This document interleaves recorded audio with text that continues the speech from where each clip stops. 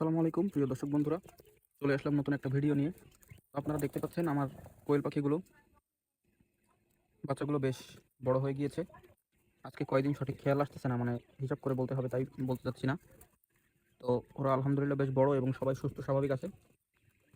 তো আপনারা দেখতে পাচ্ছেন ওরা সব চারিদিকে ছোটাছুটি করছে, লাইট দেখে মনে করতেছে যে আমি মনে হয় ওদের খাবার দিতে এসেছি, কিন্তু যে খাবার দিব না, আমার এখানে লাইট নেই। আমি এই কয়েকদিন ধরে একটা শেড করব কিন্তু শেডটা করা হচ্ছে না একটা ঝামেলার কারণে। তো ইনশাল্লাহ সামনে শেড করব, তখন ওদের খুব সুন্দরভাবে রাখা যাবে। তো আপনারা দেখতে পাচ্ছেন এই যে কোয়েলগুলো সব স্বাভাবিকভাবে ঘোরাঘুরি করছে। বন্ধুরা আপনারা দেখতে পাচ্ছেন এটা আমার কোয়েলের আরেকটা ছোট একটা শেড।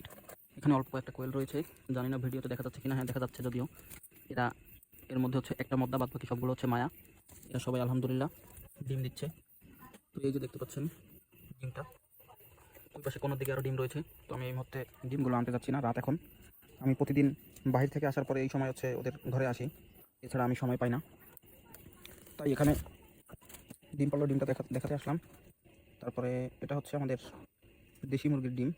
ও এখানে ডিম পেড়েছে। এখানে আমি কোয়েলের বাচ্চা ব্রুডিং করেছিলাম, এই জায়গাটা ওর খুব পছন্দ, ওখানে ডিম পেড়েছে। তো ভিডিওটি মনোযোগ সহকারে দেখার জন্য সবাইকে ধন্যবাদ। সবাই চ্যানেলটি দয়া করে সাবস্ক্রাইব করে লাইক কমেন্ট শেয়ার করে পাশে থাকবেন অবশ্যই।